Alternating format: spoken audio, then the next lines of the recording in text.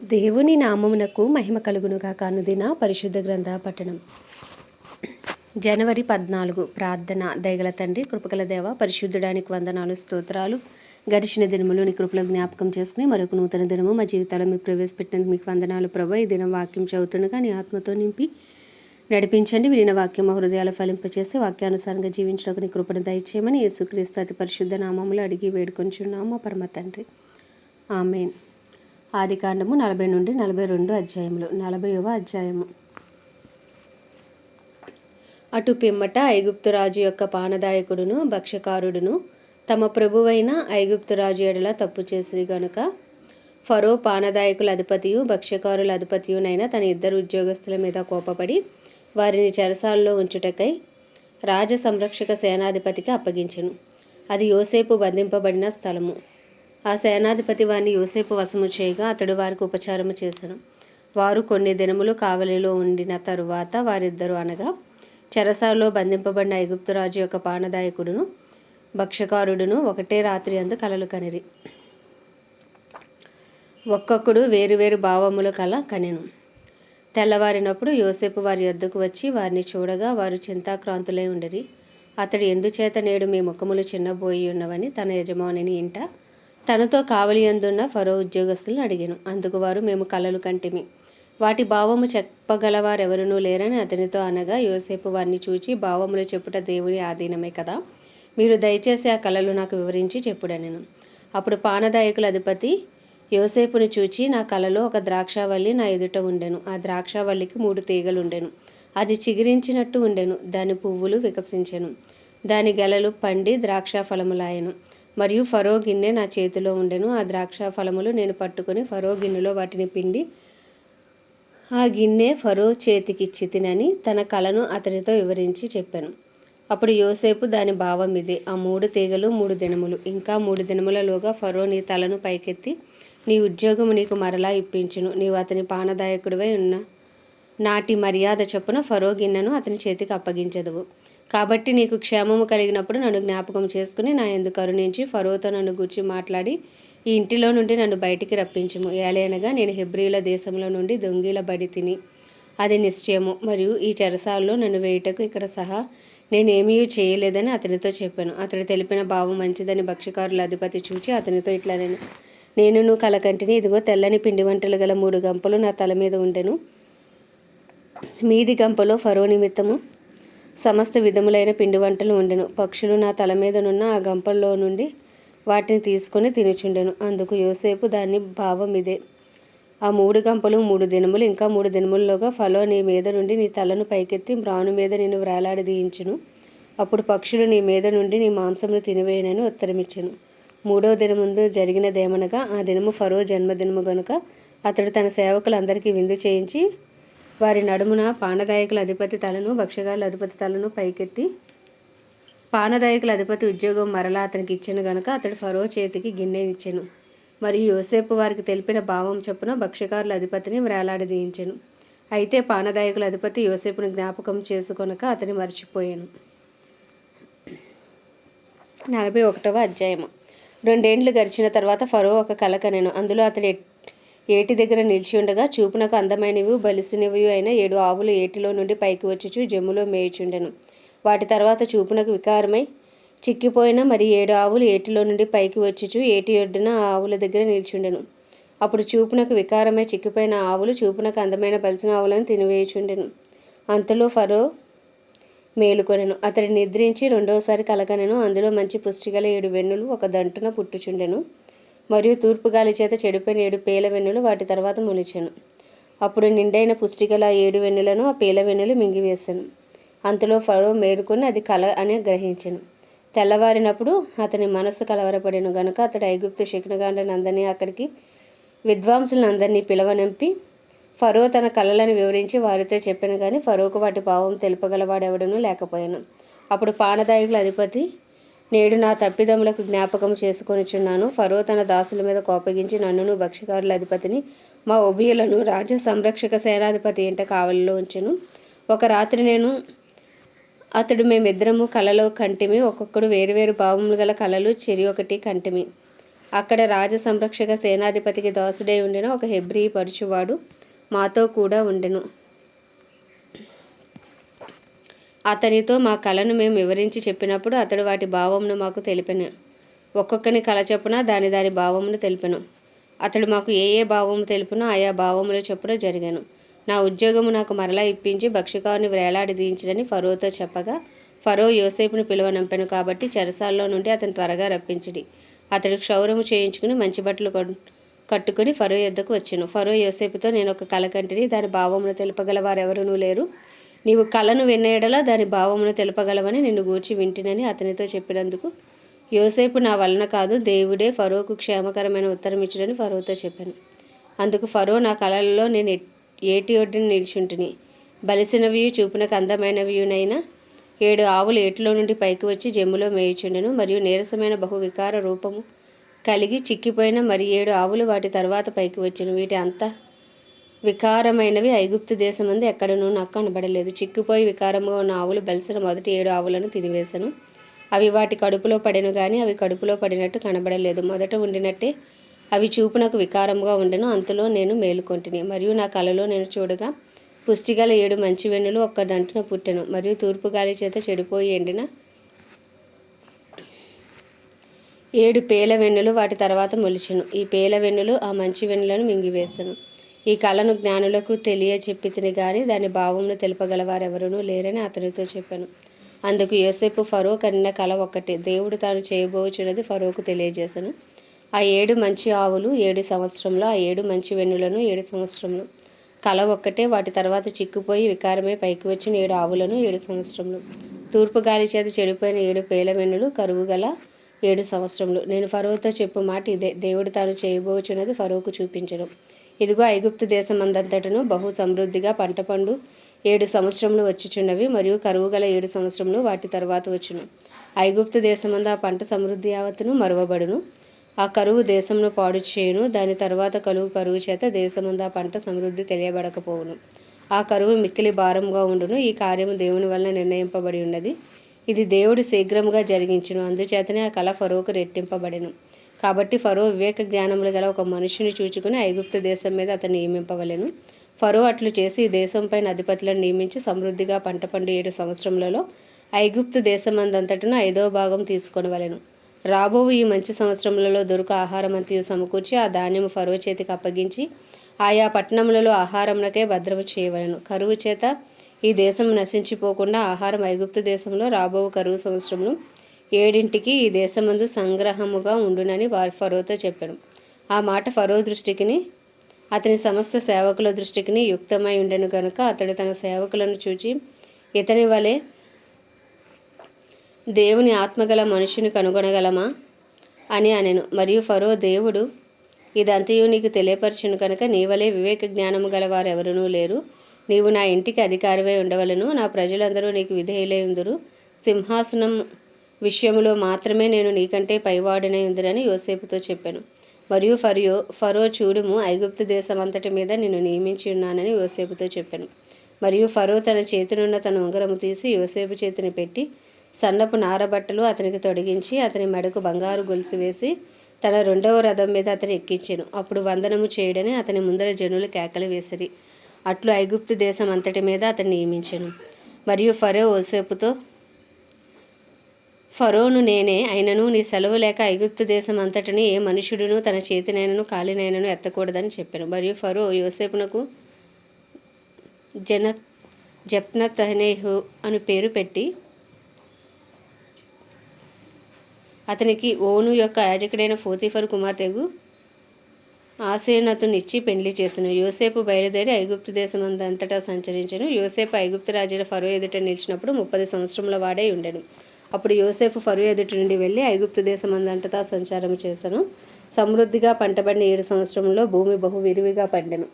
ఐగుప్తు దేశమందున్న 7 సంవత్సరంలో ఆహారమంతయు అతడు సమకూర్చి ఆయా పట్టణంలో దాన్ని నిల్వ చేసెను. ఏ పట్టణము చుట్టూ ఉండు పొలం యొక్క ధాన్యము ఆ పట్టణమునందే నిల్వ చేసెను. యోసేపు సముద్రపు ఇసుక వలె అతి విస్తారముగా ధాన్యము పోగు చేసెను. కొలుచుట అసాధ్యమైన గనుక కొలుచుట మానివేసెను. కరువు సంవత్సరంలో రాకమునుపు యోసేపుకు 2 కుమారులు పుట్టిరి. ఓను యొక్క యాజకుడైన పోతీఫరు కుమార్తెగు ఆసేనతు అతనికి వారిని కనెను. అప్పుడు యోసేపు, దేవుడు నా సమస్త బాధను నా తండ్రి ఇంటి వారిని అందరినీ నేను మర్చిపోనట్లు చేసినని చెప్పి తన జ్యేష్ఠ కుమారునికి మనష్షే అని పేరు పెట్టెను. తర్వాత అతడు నాకు బాధ కలిగిన దేశమందు దేవుడు నన్ను అభివృద్ధి పొందించడని చెప్పి రెండో వానికి ఎఫ్రాయిం అని పేరు పెట్టెను. ఐగుప్తు దేశమందు సమృద్ధిగా పంట పండిన సంవత్సరములు గడిచిన తర్వాత యోసేపు చెప్పిన ప్రకారం 7 కరువు సంవత్సరంలో ఆరంభమైన గాని ఐగుప్తు దేశమందు అంతటను ఆహారం ఉండెను. ఐగుప్తు దేశమందు అంతటను కరువు వచ్చినప్పుడు ఆ దేశస్థుల ఆహారం కోసం ఫరోతో మొరపెట్టుకునేది. అప్పుడు ఫరో, మీరు యోసేపు వద్దకు వెళ్ళి అతడు మీతో చెప్పినట్లు చేయడని ఐగుప్తీయులందరితో చెప్పెను. కరువు ఆ దేశమందంతటను ఉండెను కనుక యోసేపు కొట్లన్నీ విప్పించి ఐగుప్తులకు ధాన్యం అమ్మకము చేసెను. ఐగుప్తు దేశమందు ఆ కరువు భారముగా ఉండెను. మరియు ఆ కరువు ప్రతి దేశమందు భారమైనందున సమస్త దేశస్థులు యోసేపు వద్ద ధాన్యము కొంటకు ఐగుప్తునకు వచ్చిరి. 42వ అధ్యాయము. ధాన్యము ఐగుప్తులో ఉన్నదని యాకోబు తెలుసుకొనినప్పుడు మీరేలా ఒకరి ముఖము ఒకరు చూచుచున్నారని తన కుమారులతో అనెను. మరియు అతడు, చూడుడే, ఐగుప్తులో ధాన్యం ఉన్నదని వింటిని. మనము చావకు బ్రతుకున్నట్లు మీరు అక్కడికి వెళ్ళి మన కొరకు అక్కడి నుండి ధాన్యం కొనుక్కుని రండిని చెప్పగా, యోసేపు 10 మంది అన్నలు ఐగుప్తులో ధాన్యం కొనబోయిరి. అయినను ఇతనికి హాని సంభవించునేమో అని యాకోబు యోసేపు తమ్ముడగు బెన్యామీనును అతని అన్నలతో పంపినవాడు కాడు. కరువు కనాను దేశంలో ఉండెను గనక ధాన్యము కొనవచ్చిన వారితో కూడా ఇశ్రాయేలు కుమారులను వచ్చిరి. అప్పుడు యోసేపు ఆ దేశం అంతటి మీద అధికారి అయి ఉండెను. అతడే ఆ దేశ ప్రజలందరికీ ధాన్యమును అమ్మకము చేయవాడు గనక యోసేపు సహోదరులు వచ్చి ముఖములు నేలను మోపి అతనికి వందనము చేసిరి. యోసేపు తన సహోదరులను చూచి వారిని గుర్తుపట్టి వారికి అన్యుని వలె కనబడి వారితో కఠినముగా మాట్లాడి, మీరెక్కడి నుండి వచ్చితిరని అడిగెను. అందుకు వారు, ఆహారం కొంటకు కనాను దేశం నుండి వచ్చితిమనిరి. యోసేపు తన సహోదరులను గుర్తుపట్టెను గనుక వారు అతన్ని గుర్తుపట్టలేదు. యోసేపు వారిని గూర్చి తాను కనిన కలలు జ్ఞాపకం చేసుకొని, మీరు వేగుల వారు ఈ దేశం గుట్టు తెలుసుకొని వచ్చితిరని వారితో అనగా, వారు, లేదు ప్రభువా, నీ దాసులమైన మేము ఆహారం కొంటకే వచ్చితిమి. మేమందరము ఒక్క మనుషుని కుమారులము. మేము యథార్థవంతులమే గాని నీ దాసులమైన మేము వేగుల వారము కామని అతనితో చెప్పిరి. అయితే అతడు, లేదు, ఈ దేశం గుట్టు తెలుసుకుంటకే వచ్చితిరని వారితో అనెను. అందుకు వారు, నీ దాసులమైన మేము 12 మంది సహోదరులము, కనాను దేశంలోనున్న ఒక్క మనుషుని కుమారులము. ఇదిగో కనిష్ఠుడు నేను మా తండ్రి వద్ద ఉన్నాడు, ఒకడు లేడు అని ఉత్తరమిచ్చిరి. అయితే యోసేపు, మీరు వేగుల వారని నేను మీతో చెప్పిన మాట నిజమే. దీనివల్ల మీ నిజము తెలియబడును. ఫరో జీవముతోడు మీ తమ్ముడు ఇక్కడికి వచ్చితేనే గాని మీరు ఇక్కడ నుండి వెళ్ళకూడదు. మీ తమ్ముని తీసుకుని వచ్చుటకు మీలో ఒకని పంపుడి. అయితే మీరు బంధింపబడి ఉందురు. అట్లు మీలో సత్యం ఉన్నదో లేదో మీ మాటలు శోధింపబడును. లేని ఎడల ఫరో జీవముతోడు మీరు వేగుల వారని చెప్పి వారిని 3 దినములు చెరసాల్లో వేయించెను. 3వ దినమున యోసేపు వారిని చూచి, నేను దేవునికి భయపడువాడును, మీరు బ్రతుకున్నట్లు దీన్ని చేయుడి. మీరు యథార్థవంతులైతిరా, మీ సహోదరుల్లో ఒకటి ఈ చెరసాల్లో బంధింపబడవలెను. మీరు వెళ్ళి మీ కుటుంబంలో కరువు తీరుటకు ధాన్యము తీసుకుని పోవుడి. మీ తమ్ముని నా యొద్దకు తీసుకుని రండి. అట్లు మీ మాటలు సత్యమైనట్టు కనబడును గనుక మీరు చావరని చెప్పాను. వారు అట్లు చేసిరి. అప్పుడు వారు, నిశ్చయంగా మన సహోదరుని ఎడల మనము చేసిన అపరాధములకు శిక్ష పొందుచున్నాము. అతడు మనలను బతిమాలు కొనినప్పుడు మనం అతని వేదన చూచి వినకపోతిమి. అందువలన ఈ వేదన మనకు వచ్చినని ఒకనితో ఒకడు మాట్లాడుకొనిరి. మరియు రూబేను, ఈ చిన్నవాని ఎడల పాపము చేయకూడని నేను మీతో చెప్పలేదా? అయినను మీరు వినరైతిరి గనుక అతని రక్తాపరాధం మన మీద మోపబడుచున్నదని వారికి ఉత్తరమిచ్చెను. అయితే ద్విభాషి వారి మధ్య ఉండెను గనుక తన మాట యోసేపు గ్రహించినని వారు తెలుసుకొనలేదు. అతడు వారి యొద్ద నుండి అవతలకు పోయి ఏడ్చి మరలా వారి యొద్దకు వచ్చి వారితో మాట్లాడి వారిలో షిమ్యోనును పట్టుకుని వారి కన్నుల ఎదుట అతని బంధించెను. మరియు యోసేపు వారి గోనెలను ధాన్యముతో నింపుటకును, ఎవరి రూకలు వారి గోనెలో తిరిగి ఉంచుటకును, ప్రయాణము కొరకు భోజన పదార్థములు వారికి ఇచ్చుటకును ఆజ్ఞ ఇచ్చెను. అతడు వారి ఎడల ఇట్లు జరిగించెను. వారు తమకు కొనిన ధాన్యమును తమ గాడిదల మీద ఎక్కించుకుని అక్కడి నుండి వెళ్ళిపోయారు. అయితే వారు దిగిన చోట ఒకడు తన గాడిదకు మేత పెట్టుటకే తన గోనె విప్పినప్పుడు అతని రూకలు కడబడెను. అవి అతని గోనె మూతలో ఉండెను. అప్పుడు అతడు, నా రూకలు తిరిగి వేసినారు, ఇదిగో ఇవి నా గోనెలోనే ఉన్నవని తన సహోదరులతో చెప్పిన. అంతటా వారు గుండె చెదిరిపోయిన వారే జడిసి, ఇదేమిటి, దేవుడు మనకిట్లు చేసినని ఒకరితో ఒకడు చెప్పుకొనిరు. వారు కనాను దేశమందున తమ తండ్రి అయిన యాకోబు వద్దకు వచ్చి తమకు సంభవించినది యావత్తును అతనికి తెలియజేసిరి. ఎట్లనగా, ఆ దేశంలో ప్రభువైన వాడు మాతో కఠినంగా మాట్లాడి మేము ఆ దేశంను వేగు చూడవచ్చిన వారమని అనుకొనెను. అప్పుడు మేము యథార్థవంతులము, వేగుల వారము కాము, 12 మంది సహోదరులము, ఒక్క తండ్రి కుమారులము. ఒకడు లేడు, మా తమ్ముడు నేడు కనాను దేశమందు మా తండ్రి వద్ద ఉన్నాడని అతనితో చెప్పితిమి. అందుకు ఆ దేశపు ప్రభు మమ్మల్ని చూచి, మీరు యథార్థవంతులని దీనివల్ల నేను తెలుసుకొందును. మీ సహోదరులో ఒకరిని నా యొద్ద విడిచిపెట్టి మీ కుటుంబములకు కరువు తీరినట్లు ధాన్యము తీసుకుని పోయి నా యొద్దకు ఆ చిన్నవాణ్ణి తోడుకుని రండి. అప్పుడు మీరు యథార్థవంతులే గాని వేగులు వారు కారని నేను తెలుసుకొని మీ సహోదరుని మీకు అప్పగించదను. అప్పుడు మీరు ఈ దేశమందు వ్యాపారం చేసుకొనవచ్చునని చెప్పెను అనిరి. వారు తమ గోనెలను కుమ్మరించినప్పుడు ఎవరి రోకల మూట వారి గోనెలో ఉండెను. వారును వారి తండ్రియు ఆ రోకల మూటను చూచి భయపడిరి. అప్పుడు వారి తండ్రి అయిన యాకోబు వారిని చూచి, మీరు నన్ను పుత్రహీనునిగా చేయుచున్నారు. యోసేపు లేడు, షిమ్యోను లేడు, మీరు బెన్యామీనును కూడా తీసుకొని పోవుదురు. ఇవన్నీ నాకు ప్రతికూలముగా ఉన్నవని వారితో చెప్పెను. అందుకు రూబేను, నేను అతని నీ యొద్దకు తీసుకొని రాని ఎడల నా 2 కుమారులు నీవు చంపవచ్చును. అతన్ని నా చేతికి అప్పగించము. అతన్ని మరలా నీ యొద్దకు తీసుకుని వచ్చి అప్పగించదనని తన తండ్రితో చెప్పాను. అయితే అతడు నా కుమారుని మీతో వెళ్ళనీయను. ఇతని అన్న చనిపోయాను, ఇతడు మాత్రమే మిగిలి ఉన్నాడు. మీరు పోవు మార్గంలో ఇతనికి హాని సంభవించిన ఎడల నెరిసిన వెంట్రుకల గల నన్ను మృతుల లోకములోనికి దుఃఖముతో దిగిపోవునట్లు చేయుదురని చెప్పాను. ఆమేన్. దేవుడి పరిశుద్ధ వాక్యము మన వినికిడిలో దీవించును గాక. ప్రార్థన. దయగల తండ్రి, కృపగల దేవ, పరిశుద్ధుడానికి వందనాలు, స్తోత్రాలు. జీవాధిపతి, న్యాయాధిపతి, మృత్యుంజయుడా, మహాగణుడా, మహిమా ఘనతకు అర్హుడవు, యోగ్యుడవు, పూజ్యుడవు, కృపను చూపుటకు ఐశ్వర్యవంతుడవు, కృపా సత్య సంపూర్ణుడవు, కృప వెంబడి కృపతో మమ్మల్ని కాపాడుచున్న దేవుడవు నీవు మాత్రమే దేవా. నీకు వందనాలు, స్తోత్రాలు, స్తుతులు చెల్లించుకుంటున్నాం. అపరాధములు, మా దోషములు, మా అతిక్రమములను దయతో క్షమించండి. నీ పరిశుద్ధ రక్తంతో మమ్మల్ని కడగండి, పవిత్రపరచండి, పరిశుద్ధపరచండి. నీ సన్నిధి కాంతి మా మీద ప్రకాశింపచేయండి ప్రభువా. మా పట్టణాన్ని మీరు జ్ఞాపకం చేసుకుని మా బంధువులు, మా స్నేహితులు, మా ఇరుగు పొరుగు అందరికీ నీ కృప కలుగునుగాక ప్రభు. ఏ ఒక్క ఆత్మ నశించిపోవటానికి వీలేదు ప్రభు. కడవరి వర్షమే మీరు దిగిరండి. కడవరి ఉజ్జీవాన్ని రగిలించండి. మాలో శారీరకంగా, మానసికంగా, ఆధ్యాత్మికంగా, ఆర్థికంగా ఎవరు ఏ బలహీన స్థితిలో ఉన్నప్పటికీ ప్రభు, నీ బలమైన ఆత్మ కార్యము జరిగించి మమ్మల్ని బలవంతులుగా చేయమని ప్రార్థిస్తున్నాం ప్రభా. ఏ ఒక్క ఆత్మ నశించిపోవటం నీ చిత్తము కాదు అన్నావు ప్రభు. అందరూ సత్యమును గురించి అనుభవ జ్ఞానం గలవారే ఉండాలని నిశ్చయించి ఉన్నావన్నావు. నీ చిత్తము జరుగును గాక, నీ రాజ్యము వచ్చును గాక. అయ్యా నీకే స్థుతులు. దైవజనులు అందరి కొరకు ప్రార్థిస్తున్నాం. ధైర్యంతో వాక్యంను బోధించి అనుకూలమైన సమయంలో వారికి అనుగ్రహించండి. వారి రాకపోకలోని కాపుదల, భద్రత ఉంచండి ప్రభా. వారిని, వారి కుటుంబాలని రక్త ప్రోక్షణ కింద ఉంచి నీ అవసరతలు, వారి అవసరతలన్నీ నీ మహిమేశ్వరంలో తీర్చండి ప్రభా. క్రైస్తవులందరినీ రూపాంతరపరిచి నీ రూపులోకి మార్చుకోండి. నీ చిత్తం చేయవారుగా వారిని బలపరచండి. సాక్షులుగా మీరు నిలవబెట్టుకోండి. పరిశుద్ధాత్మ అనుగ్రహం నాయన అయ్యా తండ్రి వారికి దయచేయండి. పరిశుద్ధాత్మతో వారిని నింపి వాడుకోమని ప్రార్థిస్తున్నాం. ప్రత్యేకించి అయ్యా తండ్రి గొప్ప దేవుడా, ఇజ్రాయెల్ దేశాన్ని జ్ఞాపకం చేసుకుని ఇజ్రాయెల్ సరిహద్దులో సమాధానం ఉంచి ఇజ్రాయెల్ ప్రజలకు క్షేమం అనుగ్రహించమని, ఇజ్రాయెల్లో నీ చిత్తము జరిగించమని ప్రార్థిస్తున్నాం. ప్రపంచ దేశంలో అన్నిటి కొరకు వాటిని పరిపాలిస్తున్న రాజులు, వారి కింద పనిచేసిన అధికారుల కొరకు ప్రార్థిస్తున్నాం ప్రభా.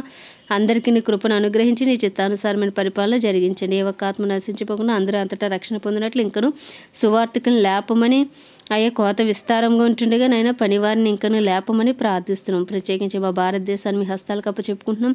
144 కోట్ల భారతదేశ ప్రజల మనోనేత్రాలు వెలిగించండి. హృదయాలు తెరవండి. రాతి గుండెలు తీసి మాంసపు గుండెలు పెట్టండి ప్రభా. అయ్యా చెవులను తెరవండి. సువార్త కొరకు గృహములను తెరవమని ప్రార్థిస్తున్నాం. నిశ్చయంగా మా దేశం శారీరకంగా, మానసికంగా, ఆధ్యాత్మికంగా, ఆర్థికంగా, రాజకీయ పరంగా, సాంఘిక పరంగా అన్ని రంగాల్లో స్వస్థత పొందినట్లు నీ కృప కలుగును గాక. నీ కృప కలుగును గాక. నీ పేరు పెట్టబడి నీ జనులు తమ్మును తాము తగ్గించి నీ పాపం విడిచి నీ సన్నిధిలో ప్రార్థన చేస్తే వారి దేశం స్వస్థపరుస్తున్న వాగ్దానం నిశ్చయంగా మా దేశం పక్షంగా నెరవేర్చబడును గాకని ప్రార్థిస్తున్నాం. సువార్తకు విరోధంగా రూపించబడుతున్న ప్రతి ఆయుధము యేసు క్రీస్తు నామములో లయపరచబడును గాకని ప్రార్థిస్తున్నాం ప్రభా. నీకే వందనాలు, స్తోత్రాలు చెల్లించుకుంటూ మా దేశ ప్రధాని కానీ, ప్రెసిడెంట్, వైస్ ప్రెసిడెంట్లను, అయ్యా సీఎం, గవర్నర్లు, ఎమ్మెల్యేలు, ఎంపీలను నీ హస్తాలకు అప్పచెప్పుకుంటున్నాం. నీ చిత్తానుసారమైన పరిపాలన వారి ద్వారా మీరు జరిగించండి. నీ కృపలో మమ్మల్ని జ్ఞాపకం చేసుకుందైనా అయ్యా తండ్రి నీ చిత్తంలో వారందరినీ బలపరిచి వాడుకోమని ప్రార్థిస్తూ ప్రభా ఈ చిన్ని ప్రార్థన మనవి నీ పాద సన్నిధికి చేర్చుకోమని యేసుక్రీస్తు అతి పరిశుద్ధ నామంలో అడిగి వేడుకొనిచున్నాం మా పరమ తండ్రి. ఆమేన్. పరలోకమందున్న మా తండ్రి, నీ నామం పరిశుద్ధపరచబడును గాక. నీ రాజ్యం వచ్చును గాక. నీ చిత్తం పరలోకమునందు నెరవేర్చబడుచున్నట్లు భూమి అందు నెరవేర్చబడును గాక. మానుదిన ఆహారం నేడు మాకు దయచేయమని. అపరాధం చేసిన వాని మేము క్షమించిన ప్రకారం మా అపరాధములు క్షమించి మమ్మల్ని శోధనలోకి తేక దుష్టుడు బారి నుండి తప్పించము. ఎందుకంటే రాజ్యము, బలము, శక్తి, మహిమయు నీవే ఉన్నది. ఆమేన్. ప్రభు యేసు రక్తమే జయం, ప్రభు యేసు వాక్యమే విజయం, ప్రభు యేసు నామంలో సంపూర్ణ విజయము కలుగును గాక. ఆమేన్, ఆమేన్, ఆమేన్.